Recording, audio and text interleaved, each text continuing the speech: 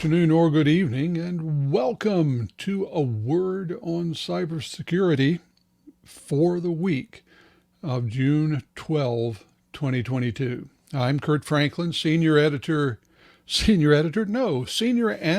Boy, old habits are hard to break. Senior analyst at Omdia Cybersecurity. It's been another week on the road for me.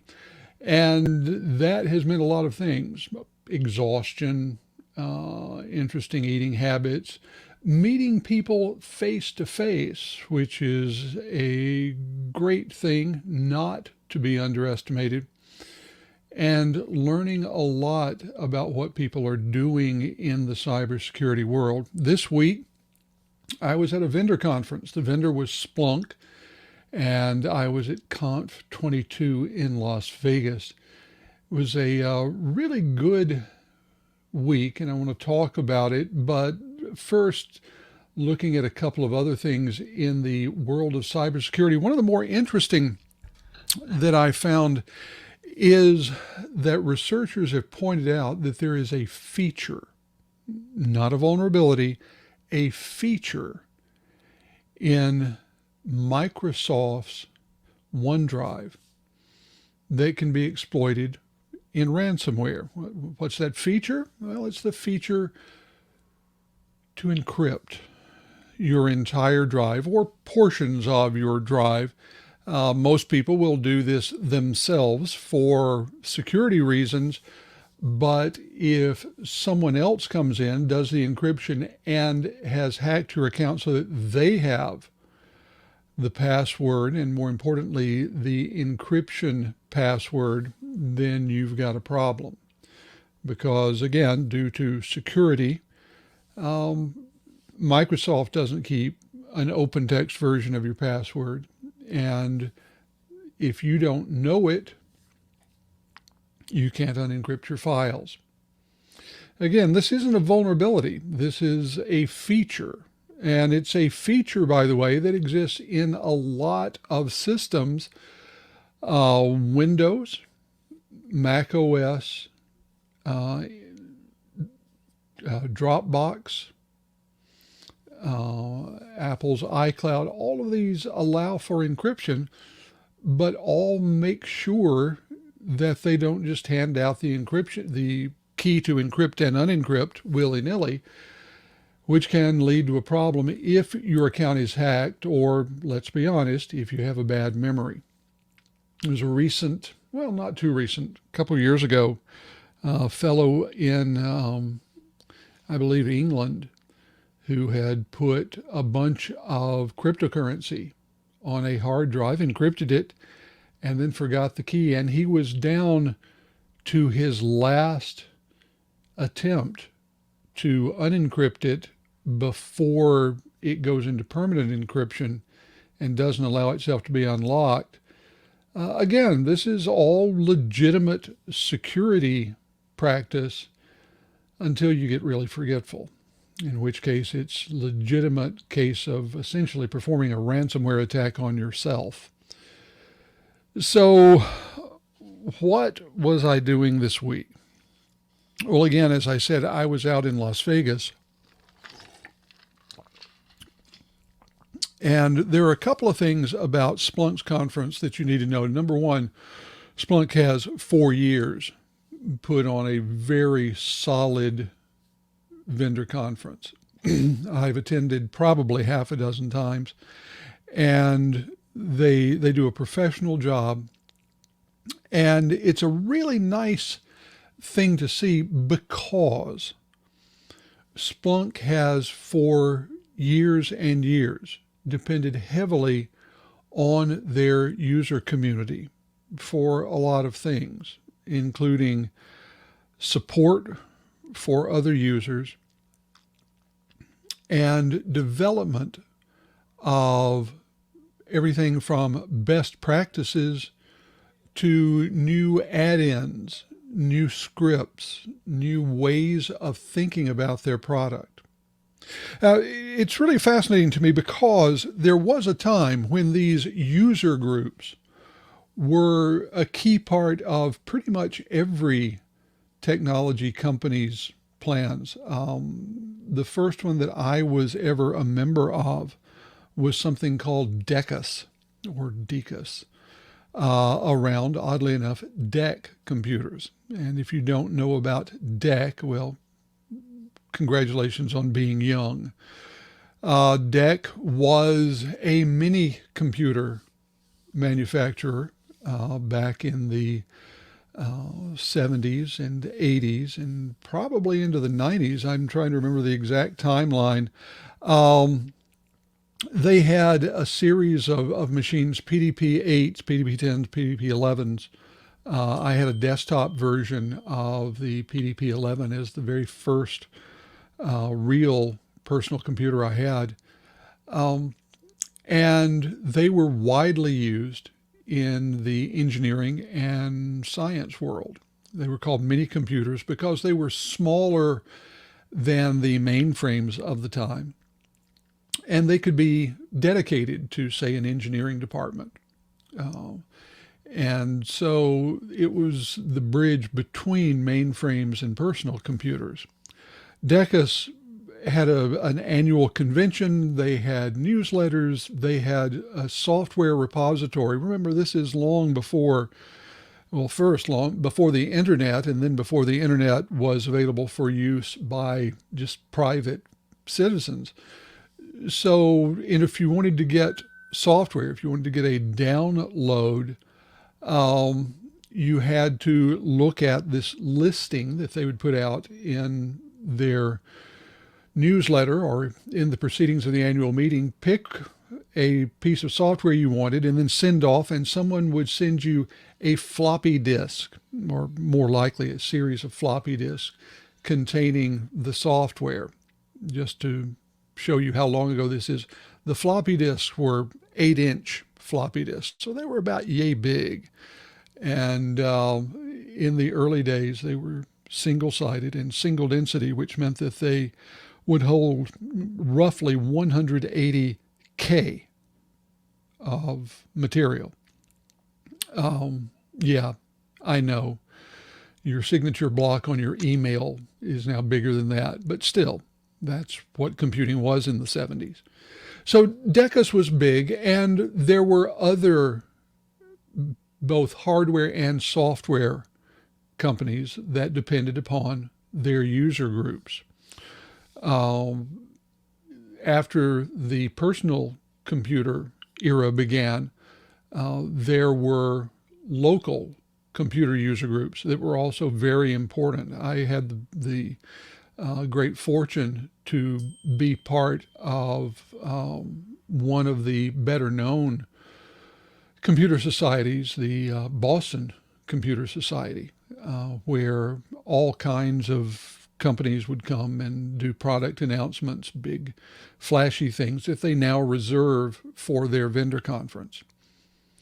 But computer users helping other computer users is not a new idea, but it's still powerful. And you still see it in other companies. One of the ones that I'm very well aware of and familiar with is the SAP user group. And you don't really think of SAP being the kind of software that would have a user group, but it does. And it's a very big, very nicely organized and very enthusiastic user group. I'm sure that there are plenty of others. As a matter of fact, if you're the member of a user group for another piece of enterprise software, or for that matter, enterprise hardware, drop me a note and let me know. I would love to upgrade my knowledge of what all of these user groups are doing.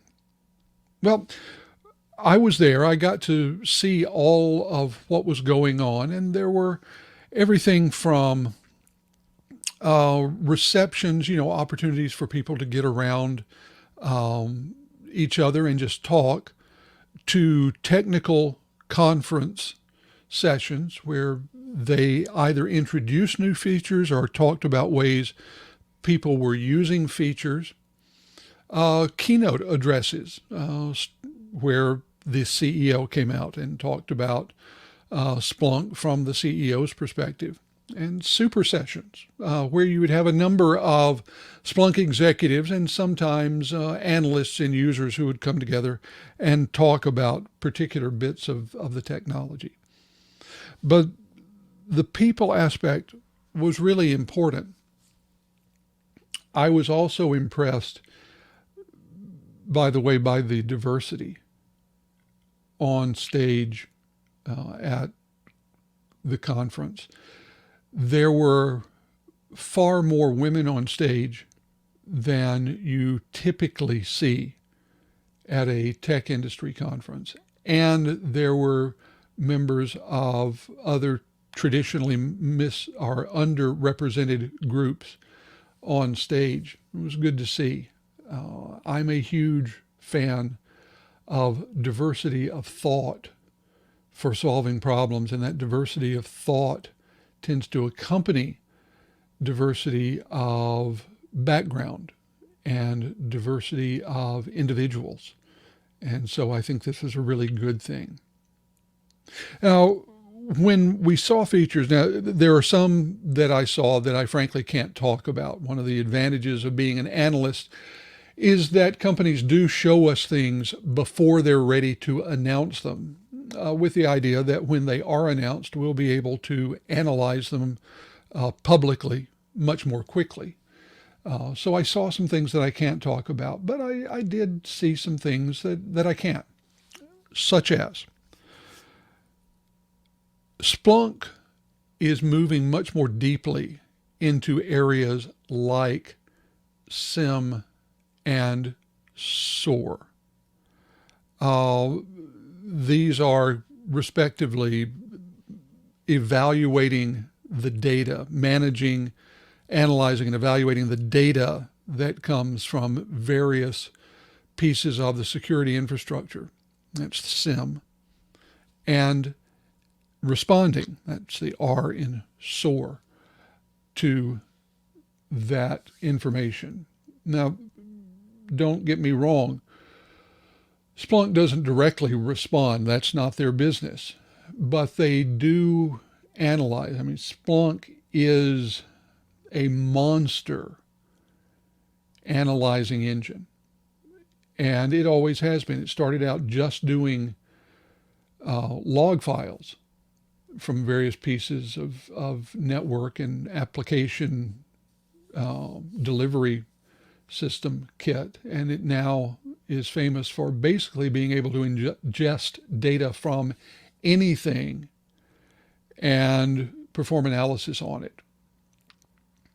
Well, they will do this with security kit as well. That's the SIM. And they will pass that information on, triggers they're called, to the kit that can respond.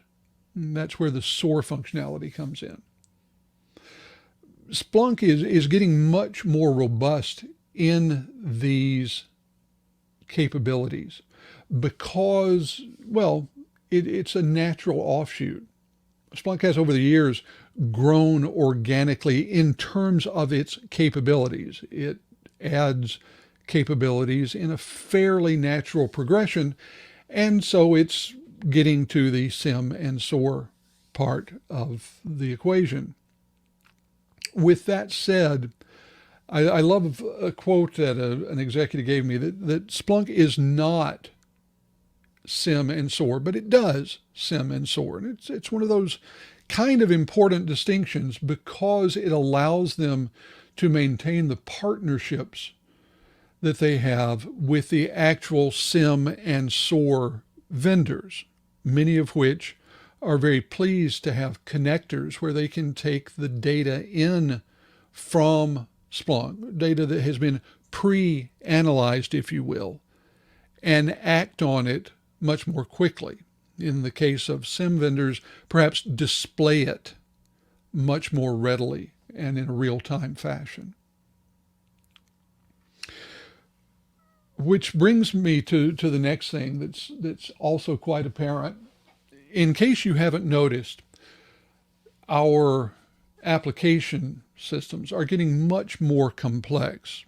I mean, the number of companies that have enterprise class applications that run solely either on premises or solely in a single cloud environment. It's very small. Virtually everyone and virtually every application is now hybrid, on-prem and cloud, multi-cloud, or both. And so you can very easily get an application that has bits and pieces of data and functionality strewn across a dozen or more different locations, services, and clouds. Keeping up with where the data is, what it's doing, and how those systems are operating. Are they up? Are they down? Is someone attacking one? Is very complicated as well. And here is where Splunk runs into one of those essential problems that no one really can escape from in today's environment, although it's perhaps particularly acute with Splunk. That is that it is well known that complexity is the enemy of security. The more moving pieces and parts you have, the more connectors you have, the more joints between different pieces of an application you have, the more opportunities you have for a threat actor to come in, find a hole in your armor, find a crevice that they can drop a seed into and wait for it to grow and flower. So you want to have your systems be as complex as they need to be, but no more. You must be able to monitor and analyze the data moving through that complex environment, and that requires a certain amount of complexity. Now, the flip side of this is that we know that security analysts are having trouble staying in the job and doing their job because of the complexity of the data and systems they have to interact with. It gets back to things like burnout, where they simply have so many inputs hitting their eyeballs, so many inputs that must roll around in their brain that they can't maintain that effort for long. Therefore, it's important, and more companies are focusing on making the information presented to cybersecurity analysts and the presentation of that information as simple as possible. So you've got necessary complexity on one end, necessary simplicity on the other end, and an application like Splunk in the middle. So how do you take an incredibly complex situation, analyze it, and present it very simply without simplifying to the point that you make something inaccurate? It's a hard problem. A lot of companies are working to solve it in their own way, and Splunk is doing the very same. It readily admits that there is a great deal of complexity on the data ingestion end. And in the middle, it's applying all kinds of things, including machine learning, AI, machine intelligence, whatever you want to call it, trying to go through and do things like sort and sift and do initial analysis to decide what of everything that's coming in truly is important, what deserves the time and attention of the humans that are going to be on the receiving end of this. And then it has all kinds of ways of presenting that data depending upon the audience, because these days you have different audiences for information, from board members on down to the hands-on analysts and DevSecOps people that have to act on the information. The thing that Splunk is spending a great deal of time on is allowing the hands-on people to see data, get this curated data, curated often by machine intelligence, see it, recognize what's going on, and then be able to dive back in to get the specifics that they need in order to act on the alert. There are a lot of reasons why speed is important. One of them is that, to use a very, very old aphorism, time is money. And this is especially true if you're running something like an online retailer.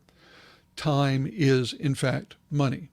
If your systems are down, people can't buy things, people can't spend money, you don't get income. It doesn't take long before you start feeling it in a huge way on your bottom line. So they want to be able to fix things if it's fixable, if the problem is some sort of machine or code problem. And if it is a security issue, you want to reduce the dwell time to as close to zero as possible. Remember, I've mentioned this term before. Dwell time is the period of time between when an intrusion is successful and when that intrusion is discovered. You want that time to be as short as possible, ideally seconds or minutes, rather than the hours, days, weeks, months that we've seen in some very well covered and massive data breaches.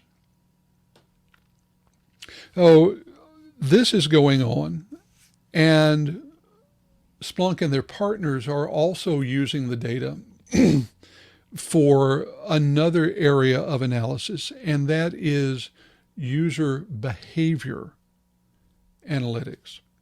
Now, I find user behavior analytics fascinating because they basically boil down to we all tend to have patterns in what we do. You know, on a typical business day, I will wake up, do some stuff to sort of get my head clear and wake up, and then come into my office within probably 15 or 20 minutes of the same time every morning, log in, start doing stuff. I have a pattern of my usage.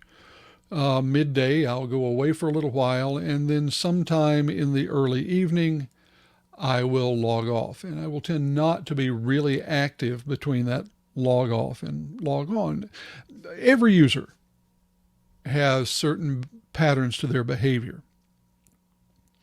And so user behavior analytics look at those patterns. And if they see something that is an aberration, something that's unusual, they'll flag it. It's typically a score where if there's one thing, let's say you log in from your usual time or your usual location, and you go to your usual first application, but it's at a different time. That might raise a level 1 flag. If you have a couple of these things, it's a different time and a different place. Well, that's maybe a level 2, different time, different place. And all of a sudden, instead of going to your normal word processing and document store, you start trying to get into your company's credit information. Well, all of a sudden the score goes way up and starts to trigger an immediate investigation. This is done at varying levels of sophistication, and they want this to be sophisticated because they don't want lots of false triggers. I mean, now that we're getting back to a time when people can work from coffee shops, you simply don't want someone logging in from a new IP address to be enough to set off alarms in the Security Operations Center and bring analysts screaming from whatever they're doing to look and say, oh yeah, it's Sarah from accounting, but she's at Starbucks. No big deal. All of these bits of analysis are going on. So what we have in total, both at Splunk and in the industry at large, is better analytics being used more creatively to try and reduce the overall friction for the end user. If you don't trigger lots of flags, your logon will go ahead as planned, and raise the friction for the threat actors. Well, with all that said, what's my word? I've thought about it a lot, and there were a lot of candidates for the word, but I think my word for this week is human, because all of this boils down to human beings acting, looking at data, understanding it, and using it to try and make businesses more productive and the experience of being in the business less stressful. I was going to say more pleasant, but we'll settle for less stressful. Human beings really are still at the heart of every business enterprise, whether they are the direct customers or the people who are putting together systems and managing systems for a customer that can be a consumer or a business. Outsourcing doesn't change that equation, because even if you are not doing the work internally, you're hiring other humans to do the work for you. Human. It's a good word. It's a word that we all need to spend more time thinking about in cybersecurity, because the point finally is to keep the humans who should be looking at data and who should be participating in a process, doing it as easily as possible, and keeping the humans who have no business being there somewhere out in the cold. Well, that's it for this week. I want to remind you that A Word on Cybersecurity happens at approximately this time every Friday here on LinkedIn. If you can't catch it live, it's available on recording here on LinkedIn, as well as on my YouTube channel and the Omdia Cyber YouTube channel. And if you're interested in supply chain attacks, especially software supply chain attacks, what they mean, why they're important, and what your business can do about them, then I'm going to be hosting a webinar next Wednesday. That's on the 22nd of June. And it's a free webinar. We've got a great guest who I'll be having a conversation with, but we're going to look at what a software supply chain cyber attack looks like, how you can recognize it, and what you can do about it. It's something that a lot of companies are thinking about and talking about, and I think we're going to be able to contribute to the conversation. So if you're interested in that, remember it's free, head over to darkreading/Omdia, look in webinars. It's the first one that you'll see on the left-hand side of the column. I'm also writing for Dark Reading. I've got pieces coming up for my Omdia subscribers, and there may be the occasional piece here on LinkedIn, like one that I put up yesterday, From the Air, 5 Things I Learned at Conf 22.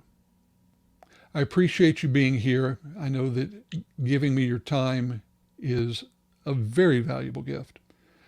I look forward to seeing you next time, and leave me a note in the comments. Let me know what you think about this topic, about this particular A Word on Cybersecurity, and what you'd like to see in the future. Until that next time, I'm Curt Franklin, Senior Analyst at Omdia, saying so long. Thanks for being here.